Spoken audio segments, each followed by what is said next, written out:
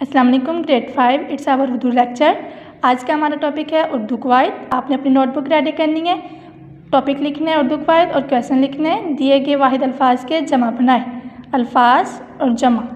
अब different words आपको दिए गए हैं, इनके आपने जमा बनाने हैं, जैसे कि बीज, बीजों, कारखाना, कारखानों, फूल, फूलों, शाख, शाखें, पत्ती, पत्तियाँ।